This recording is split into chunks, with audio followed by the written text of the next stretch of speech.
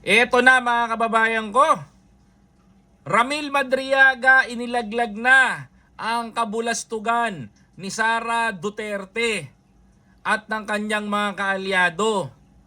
Ano nga ba ang susunod na mangyayari dito at ano nga ba ang aabangan? Ito, unahan ko na po, yung aabangan ng taong bayan. O yung aabangan ng taong bayan ha, sa April 22, 2026 sa pagdinig ulit sa Kamara. Mga kapatid, ito po mga kapatid, pag-usapan natin to mga kababayan ko. Idinitalya ni Ramil Madriaga kung paano siya naging malapit kay Vice President Sara Duterte. Sa kanyang pagharap sa impeachment hearing, hinimay ng mga kongresista ang sinumpaang salaysay ng nagpakilalang bagman ng bise. Kabilang dyan ang pag-ubos umano sa 125 million na confidential funds nang wala pang isang araw. Uy, mga kababayan, ito pag-usapan lang muna natin to ha. Alam mo, tignan mo ha. Alam mo, I'm very thankful to God eh. Alam mo, ang galing ng Diyos, no? Biruin mo mga kababayan ko, pinagsalitaan niya si Ramil Madriaga, ang alam natin. 11 days ang ginastos sa 125 million. Kaya pala sabi ni Sara Duterte, hindi totoo yan. Walang katotohanan, pinabulaanan yung 11 days. Hindi nga talaga 11 days nila ginastos. Totoo palang hindi totoo na 11 days. Mga kapatid. Because inubos nila yung pera within 24 hours. Grabe no? Mula doon sa mga aid, mga nakakapit kay Sara, kung sino-sino pang Kesi Hoda nakakapit sa kanyang mga balikat at nakakapit sa kanyang mga kamay. Aba mga kababayan ko, mula po sa kanyang mga security, abay nagkakapera pala. Totoo pala. Mga kababayan ko, malalaman natin yan. Mabubuksan at mabubuksan yung mga bank accounts. Diba? And Ramil Madriaga sign a waiver para mabuksan yung kanyang bank accounts at malaman kung kani-kanino siya nagsesend o nagpapadala ng pera, mga kababayan ko. Ayan na, magkakaalaman na tayo. No, excited na ako dito. Abay, maganda hong pag-usapan ho ito eh. Mga kapatid, ito papanoorin natin. Ang detalye sa Express Report ni Marian Enriquez. Just telling her, I cannot vote independently without her name on the ballot. Neither can go out and vote wisely unless the name Inday Sara Duterte Garfield appears as a candidate in the 2022 presidential race. Would you like to say something about why you are crying on this part of the affidavit? Hindi naman, malungkot lang po. Naiyak si Ramil Madriaga habang binabasa ang kanyang supplemental affidavit sa pagdinig ng House Justice Committee sa impeachment complaints laban kay Vice President Sara Duterte. Si Madriaga ang nagpakilalang bagman daw ng bise. Wala raw katotohanan ang sinabi ni VP Sara na hindi sila magkakilala. Ito, unahin natin to. Sinearch ko kasi, kahit kayo, hinahamon ko kayong lahat mga kababayan ko. Puntahan nyo yung Isip Pilipinas Movement. Tama ba ako, Heb? Sorry? Ano yung Isip Pilipinas Movement? Tama? Isip Movement Taguig City. Isip Movement Taguig City. Andun lahat yung photos. Yung pinaka-social media. So, lahat ng nakakasalamuha ni Sara Duterte na mga fararel leader niya is talagang nakakasama niya at nakakausap niya. Itinanggi ho ni Sara Duterte na hindi sila magkakilala ni Ramil. What's the reason kung bakit hindi sila What's the reason kung bakit? You know, itatanggi ni Sara na magkakilala sila ni Ramil Madriaga sapagkat si Ramil ang isang taong magsusuplong at magdidiin sa kanya. Alam mo, siguro napapaisip ngayon yung mga Duterte. Dapat talaga pinatodas na natin yan eh. Pinatahimik na natin yan eh. Hindi na binuhay yan eh. Kasi magsasalita pa. Ngayon sila nagsisisi. Bakit? Yung taong pinahirapan nila nang dahil lamang, mga kababayan ko, sa pagtulong sa mga indigenous people, sa kinakamkam na lupa ni Harry Roque, mga kababayan ko, ay pinakulong niya si Ramil. Di ba? Ngayon, yung tao, gustong ituwid yung pagkakamali ng kahapon, sasabihin ni Sara, hindi ko kilala yan. Hindi namin kilala yan. Di ba? Hindi namin kilala yan, hindi ko kilala yan. Samantalang ang dami-daming ebidensya na magpapatunay na magkakilala at magkaibigan sila. Nakita nyo? Nakita nyo si Sara Duterte kung paano magsinungaling? Nakita nyo harap-harapan? Harap-harapan na nagsisinungaling sa taong bayan, sasabihin siya, hindi niya kilala. Pero may ebidensya na magkakilala sila. Tinatawag niya sa pangalan at ang pinakamasakit pa nito, may birthday at may birthday greetings pa. Kung dyan pa lamang mga kababayan ko, kung dyan pa lamang mga kababayan, ay tayong mga Pilipino, ay hindi niya kayang sabihan ng totoo, at hindi niya kayang magpakatotoo, wag ka nang tumakbong presidente. Marami kang Pilipino na sisirain ng buhay. Okay? Marami kang Pilipinong sisirain ng buhay, Sara. Dahil hindi ka tatakbo for the Filipino people. You are running to revenge. Tatakbo ka lang para maghigante. Hindi ka tatakbo para tumulong sa bansa. Kasi bakit? Kasi bakit? Mismong itong tao na to, na dati mong kasama, ang inilaglag nyo at nagsasalita na ngayon sa publiko. Sasabihin nyo, convicted. Bakit? Maraming convicted na tumestigo na tama. Bakit naging convicted?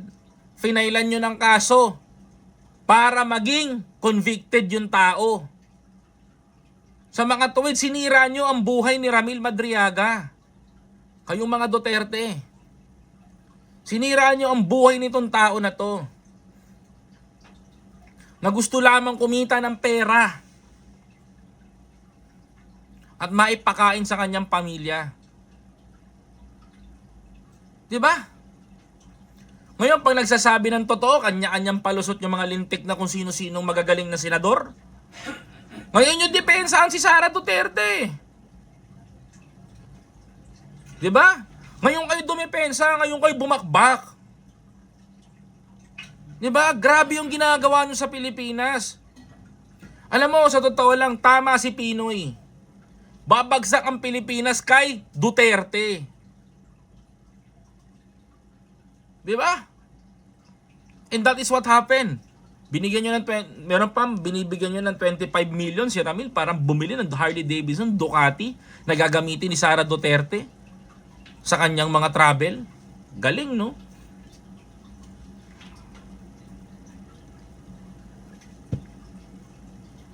Grabe.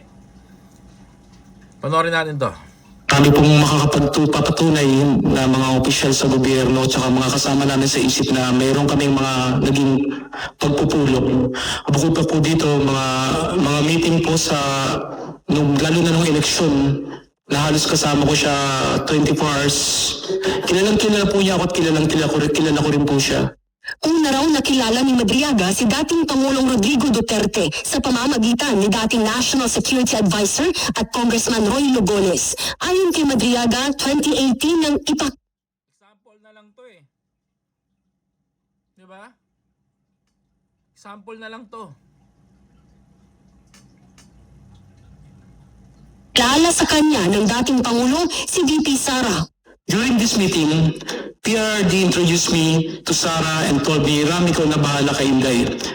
Since then, I've frequently met and discussed with VP Sara, then Mayor Sara, regarding various matters. Inutusan si Madriaga ng mag-ama para bumuo ng grupo na susuporta sa kandidatura noon ni VP Sara bilang Pangulo sa 2022 elections. Dito na Yan yung sinasabi ko sa inyo. Ang tawag dyan, mga kapatid, sa mga hindi nakakaalam, na sinabi ni Duterte na bumuo ng grupo na susuporta kay Sara Duterte. It means mga kababayan ko, ang ibig ko sabihin yan mga kapatid, alam niyo po kung ano sabihin ko sa inyo ha. Ang tawag ho dyan is Farrell Group. Kumbaga, sa isang umbrella, may sangay, ang payong, di ba, may mga sangay-sangay. Isa doon si Madriaga. At pinangalanan niya itong isip. Ang tawag doon is Farrell Group. Yung Farrell na yan, yan yung naghahatak ng mga maraming tao at nagpapapunta sa mga rally.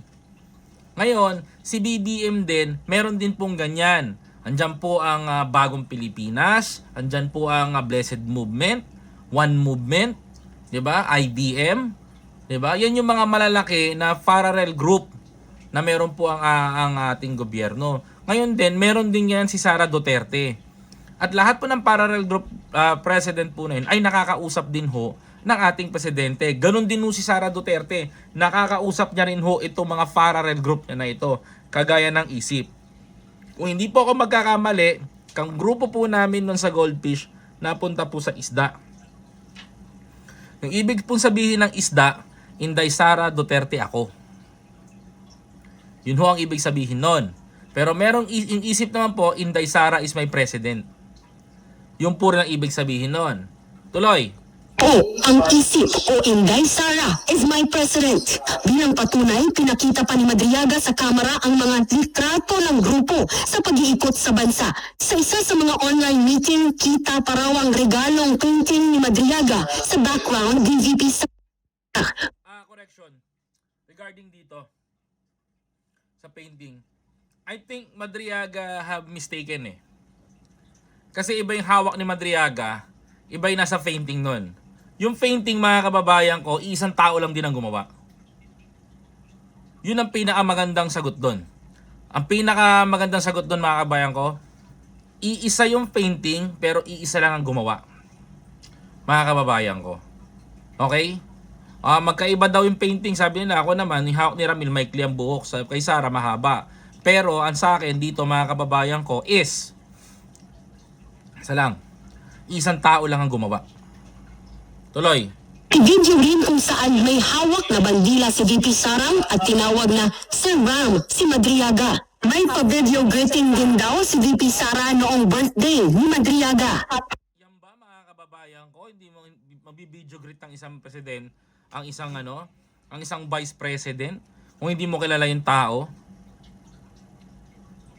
Sige nga mga kababayan ko, tanongin ko kayo, maniniwala kayo? Ito ebidensya to, na magkakilala talaga sila ni Ramil. Ayan na matibay na ebidensya mga kababayan. Yan ang matibay na pupukol sa kanya. Magkakilala sila ni Ramil Madriaga. Tama? Ayan.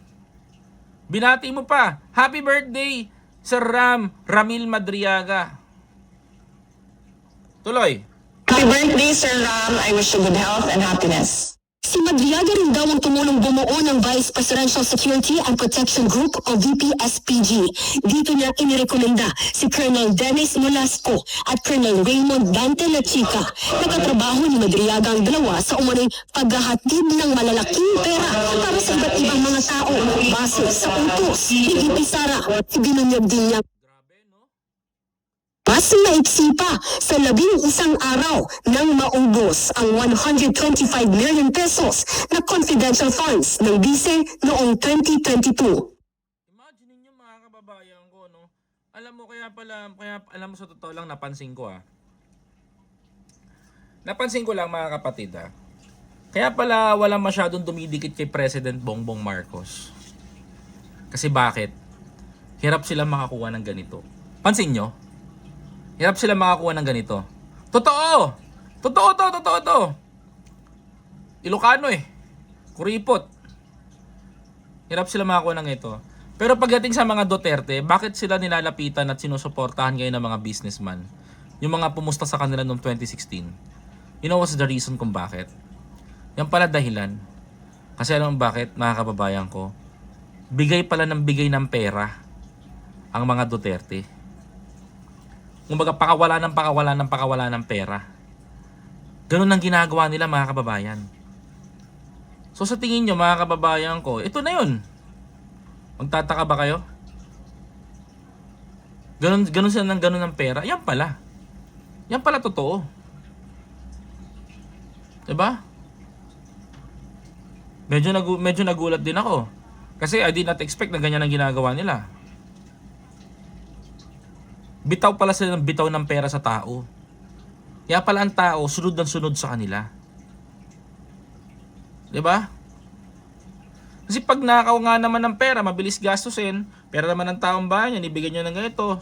So yung yung mga kaalyado nila, mga kababayan ko, sunod-sunuran na. Dahil sa pera.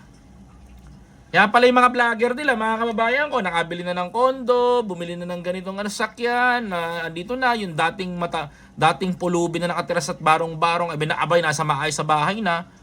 Aba, kaya pala, busog pala talaga. At ang bali-balita ko, mga kababayan ko, yung mga content creator na pumupunta dyan, yung si Kuya Parking Lot, ba yun? Kuya Parking Lot ang pangalan ng vlog. Ang laki pala ng bayad sa inyo. Buwan-buwan. Ang laki pala ng bayad sa inyo para manira lang kayo buwan-buwan. Diba?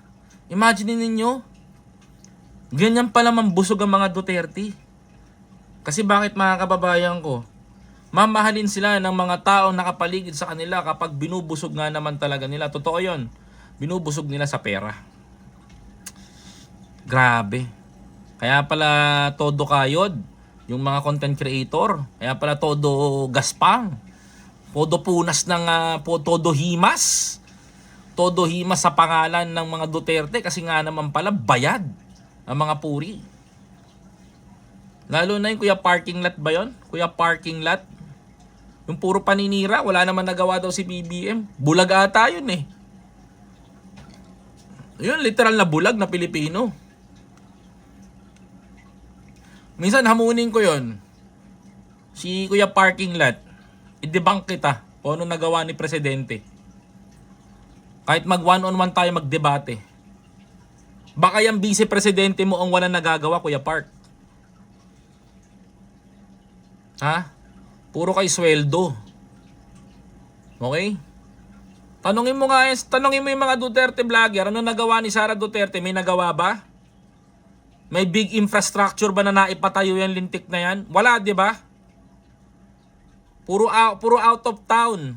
Puro alis ng bansa. Puro pagpapakasaya ang ginawa. Di ba? Hindi, inahamon ko si Park. Debate tayong dalawa. Labasan tayo ng ebidensya pati resibo kung may nagawa si Sara Duterte sa bansa natin maayos. Oh, tuloy. Previously and upon direct instruction sa PRD, Sara, I've also delivered money to Ombudsman Samuel Maltera sa Rotoni Raya, which I usually place inside an open trunk of a designated car. Grabe oh. Biruin mo. Kaya pala busog na busog ang Supreme Court. Pati Ombudsman, busog na busog. Grabe pala, mga kababayan ko. Ang dami pala talagang namihasa nung panahon ng mga Duterte. Imagine ninyo, mga kapatid. Di ba? Busog na busog na busog. Yung mga kaalyado nila. Bontags na. Lupit ah. Alam mo kung totoo yung kung maglalabas ng resibo, itong si Ramil Madriaga, sana filean din ng kaso tong ombudsman. Yung dating ombudsman ha. Mga kapatid, hindi ko sinasabi mga kababayan ko yung ombudsman ngayon. Yung dating ombudsman, mga kababayan ko. Kasi noon, mga kababayan ko, ang kickback sa DPWH talamak eh. Talamak, mga kapatid. 'Di ba? Grabe no? Lavish lifestyle. Paki-like nga ho tong video na to. Paki-like po ah. Tuloy. A few years later, I read from several media reports that 125 million OBP confidential funds in 2022 were reportedly utilized in just 11 days. This is wrong because I personally disposed the money in less than 24 hours. Yun ang nakakagulat din dyan. Pero but anyway, thank you very much Ramil Madriaga to clarify everything sa amin. Na hindi pala 11 days na ubos yung pera. Hindi pala 11 days, 24 hours lang pala. Hindi dumalo si VP Sara sa pagdinig at hindi rin naman siya required pumunta. Nagbabalita mula sa frontline, Marian Enriquez. Spot! Ito, mga kababayan ko, ano masasabi nyo? Diba? Ano masasabi nyo? Ngayon. Diba? Ano masasabi nyo ngayon? Na ganyan na nangyayari. Diba? Ano masasabi nyo? Kasi maraming Pilipino ngayon, kukuda dyan. Di, mabait si Sara Duterte. Sinungaling yung si Ramil Madriaga. Alam mo, ang unang-unang atakihin nila, mga kababayan ko, to be honest, sisirain nila yung credibility ni Ramil. Mga kababayan ko. Sisirain nila yung credibility ni Ramil Madriaga para mga kababayan ko, hindi na ito makaporma. Yan ang gagawin ng kalaban. Kasi bakit? Pag nawasak nila ang credibility nitong tao na to, automatically, mga kapatid, tagumpay na sila. Anything na sasabihin ni Ramil na totoo ay magiging sinungaling sa mata ng publiko. But suddenly, mga kababayan ko, isa tayong mga nandito, kayong mga nanonood sa akin, no? Ngayon, kayong mga nanonood sa akin ngayon, tayo ang protekta sa katotohanan. Tayo ang nag-ingat upang makapagsalita po ang isang Ramil Madriaga.